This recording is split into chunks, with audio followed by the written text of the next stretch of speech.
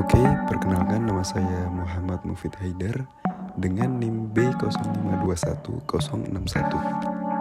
Oke, perkenalkan nama aku Nurholis Ramadhanti dengan NIM B05211070. Oke, aku akan menjelaskan tentang sejarah suku Samin. Sejarah suku Samin dimulai dengan berdirinya yaitu berawal dari gerakan sosial dan juga keagamaan yang dimulai pada abad ke-20 oleh seorang tokoh yang bernama Mbah Samin. Gerakan ini dikenal dengan sebutan gerakan Samin atau Saminisme. Mbah Samin yang bernama asli Sujadi lahir pada tahun 1871 di Desa Gondang, Kabupaten Pati, Jawa Tengah. Ia adalah seorang petani yang memiliki pandangan kritis mengenai sosial dan politik pada zamannya. Mbah Samin ini menolak pengaruh kolonialisme Belanda dan juga menentang penjajahan dan mengakibatkan eksploitasi terhadap rakyat. Gerakan Saminisme ini dipelopori oleh Mbah Samin memiliki 5 ajaran, antara lain yang pertama adalah itu tidak boleh bersekolah, yang kedua tidak memakai peci tetapi memakai ikat, kemudian yang ketiga ada tidak berpoligami, habis itu ada tidak boleh memakai celana panjang dan hanya pakai celana selutut, kemudian tidak berdagang dan juga penolakan terhadap kapitalisme.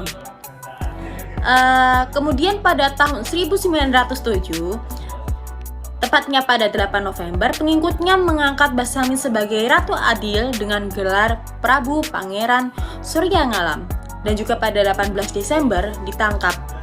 Mbah Samin ini kemudian diperiksa di Rembang dan dibuang ke Padang. Dan pada tahun 1890 mulai menyiarkan ajarannya dengan di desa Klopo Dhuwur, namanya juga diubah menjadi Desa Samin yang sekarang menjadi tempat tinggal suku Samin. Dan juga pada tahun 1914 meninggal dalam pembuangannya di Padang, Sumatera Barat. Itu adalah sekilas tentang sejarah suku Samin. Jadi guys, letak geografis suku Samin. Dalam suku Samin, masyarakat Samin mewarisi budaya tani dan tinggal mengelompok di berbagai daerah. Dikenal sebagai masyarakat yang tertutup. Sebagian besar mereka tinggal di Dusun Tambak, kurang lebih 40 km dari Kabupaten Blora, Jawa Tengah. Namun, selama lebih dari 1 dasawarsa, ada suku Samin yang menyebar sampai keluar wilayah Blora, seperti Kudus, Pati, Grobogan, Rembang, Bojonegoro, dan Ngawi. Jadi persebaran suku Samin, rata-rata persebaran mereka di daerah utara Pulau Jawa, dan ada beberapa yang menyebar di timur Pulau Jawa, yaitu daerah Ngawi.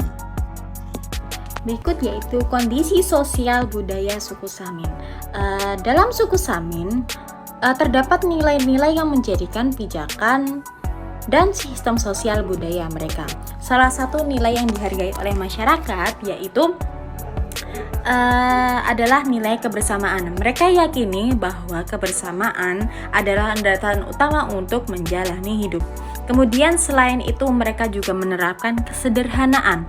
Kesederhanaan ini sangat melekat pada suku Samin. Mereka hidup dengan penuh kesederhanaan dalam segala hal, mulai dari cara berpakaian seperti yang ada di gambar ini. Mereka berpakaian dengan cara baju hitam, kemudian menggunakan jarik, dan juga mereka sedang mengadakan seperti mereka bergotong royong untuk menumbuk padi ini di pesungan gitu.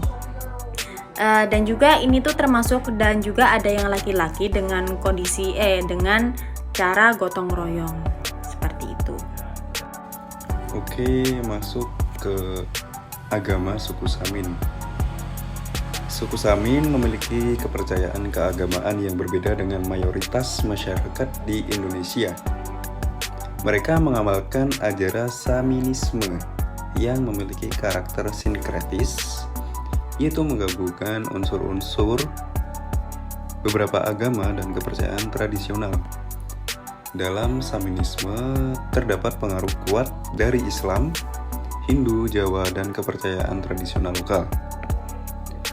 Meskipun mereka mengakui keberadaan Tuhan yang tunggal, konsep Tuhan dalam Saminisme memiliki aspek-aspek yang mirip dengan dewa-dewa dalam agama Hindu.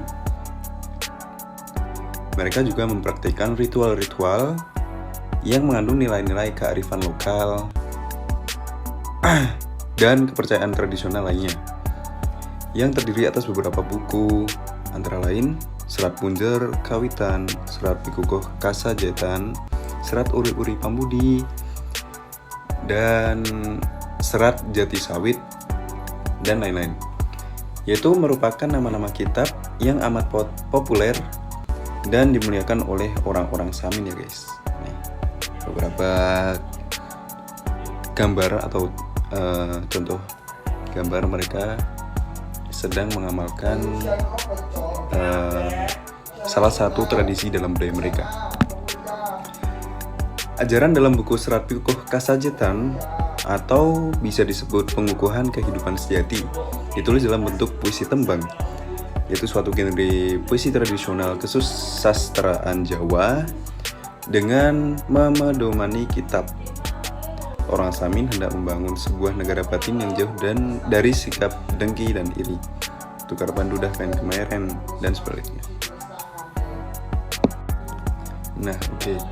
Jadi ini adalah apa yang saya sebutkan tadi, yaitu suku Samin mempraktikkan ritual-ritual yang mirip dengan berbagai aspek ritual berbagai agama.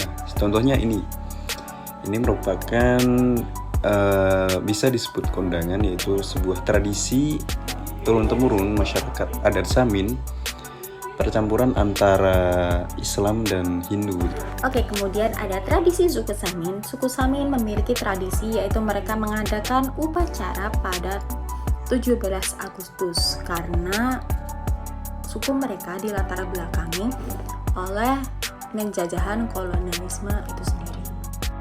Kemudian mereka mempunyai tradisi juga yaitu tutup suram dan doa bersama warga Samin, yang di situ berarti tradisi penting yang diadakan adalah doa dalam damai atau sering disebut doa rekoso. Itu tuh tradisi ini melibatkan meditasi dan doa-doa yang dilakukan secara bersama-sama oleh anggota masyarakat Samin.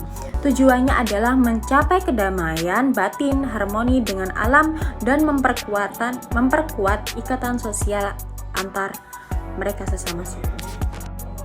Oke, jadi jumlah masyarakat suku Samin.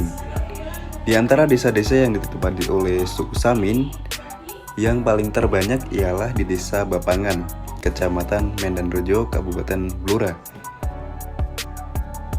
Selain itu, banyak masyarakat Samin yang mendiami daerah di Bapangan, di Ngawen, Ngaringan, dan di Jepon. Dan di Jepon itu adalah daerah yang paling sedikit,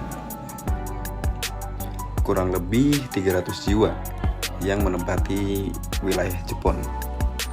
Persebaran masyarakat Samin terjadi di berbagai wilayah Blora dan ada juga yang di luar Blora.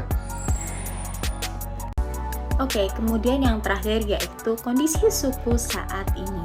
Saat ini kondisi suku Samin cenderung beragam. Beberapa anggota suku Samin masih mempertahankan tradisi dan juga kepercayaan Saminisme ini, yang merupakan bentuk sinkretisme agama dan kepercayaan tradisional. Mereka melestarikan nilai-nilai kebersamaan, kesederhanaan, dan juga kehidupan yang harmonis dengan alam. Namun perubahan sosial dan pengaruh budaya saat ini dapat mempengaruhi suku Samin sendiri. Beberapa anggota mungkin mengadopsi agama-agama lain seperti Islam atau Kristen dan juga budaya modern yang mempengaruhi gaya hidup mereka.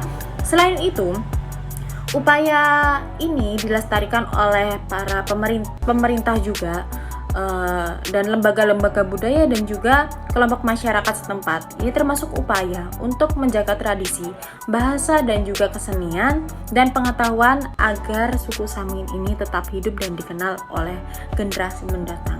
Jadi mereka tetap menjaga kekhasan mereka, yaitu yang ada di suku Samin. Dan adapun dari mereka itu sebagian ada yang masih memegang kepercayaan suku Saminisme ini, dan kemudian yang lain dan juga ada yang mempunyai keyakinan sendiri-sendiri. Seperti itu. Terima kasih.